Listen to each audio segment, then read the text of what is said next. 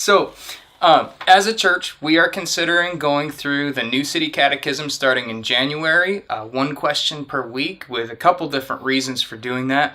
We're hoping to make it easier for families to talk together about what we believe, and we're hoping to kind of whet people's appetites to talk a little bit more about what we believe and to learn. And so I am here with Dori Nielson. Dori was a missionary in Brazil for over 30 years, and you've been part of our church for how long? Since 71. Okay, so we had a long support period with you on the mission field, and then now you've been back for 11 years, you just told me.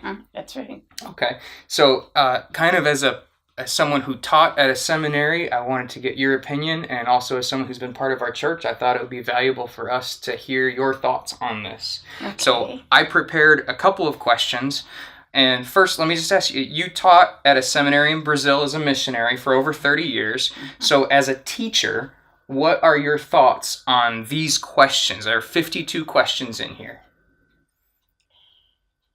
Well, seeing them printed out, I tried giving my answer to some of these. I suppose my answers were okay, just long, drawn-out answers. These questions were sharp, to the point, but so are the answers with their biblical basis. This leaves no place for argument or error, actually, in answering them. Wow. That is quite an endorsement.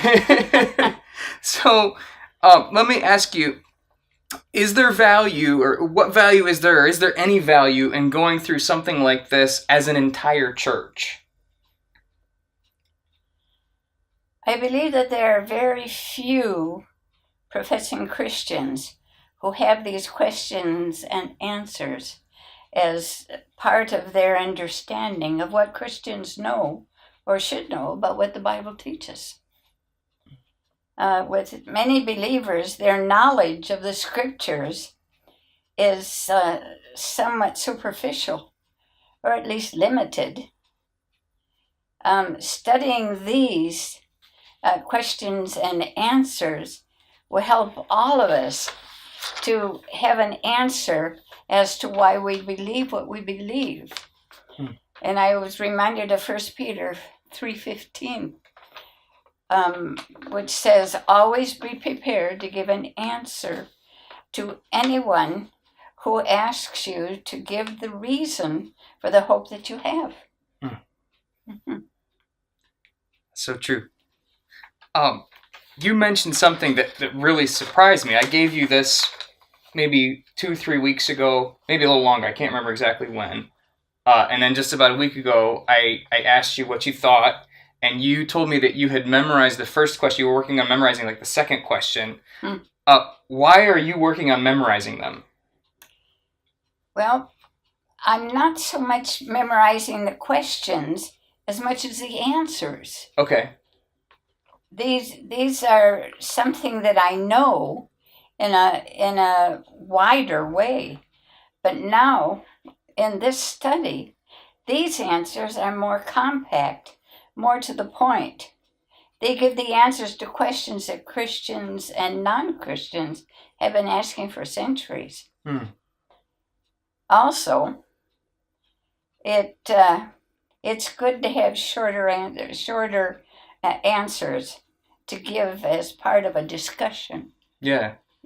When I give an answer to a question, I have to have illustrations and go on and on. But these are short and to the point. Yeah. You said something interesting. You said Christians have been asking these questions for centuries, but many of the things that are written, and so there are actually two resources. There's the Catechism that's super concise, and then we also have the devotional that has a little bit of commentary from someone who's alive, who's a current pastor or teacher, and then someone who's gone on before us. And many of those, some of them are thousands of years old.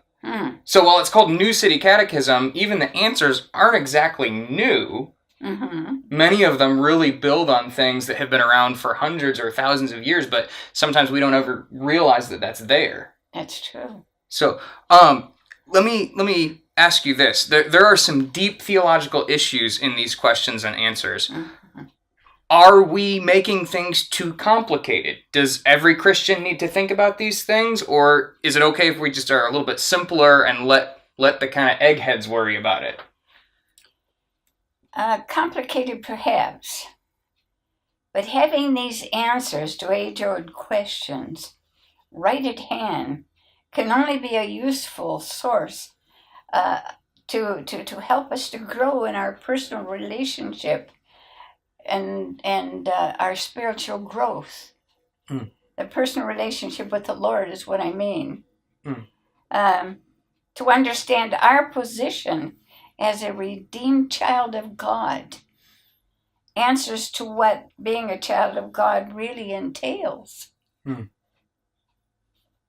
So it's for every Christian. Yes. Now, the last question that I had prepared here, there are some hard things to talk about in these questions. Some of them mention things like hell. Why is it important to talk about difficult things that are part of our faith? Well, first of all, they're important because God put them in the scriptures, so he wants us to know them. They're part of the redemption story of a just and holy but loving God. Mm. God reaching out to save all who come to him to be saved from these consequences of sin. Mm. So knowing about things like hell and punishment may become that which we could use to encourage ourselves to speak to someone that we love about getting to know the Savior and really escaping such punishment. They're very important. Well, I really appreciate you being willing to read through it and the thought you've put into it, and I love your enthusiasm for memorizing the answers. I was really surprised when you told me you were doing that, and I hope that it's an encouragement to everyone in our church to have the same sort of zeal, and I'm praying that God uses this to really bless our church in tremendous ways. I'll be praying the same thing. Oh, thank you, Dori. Mm-hmm.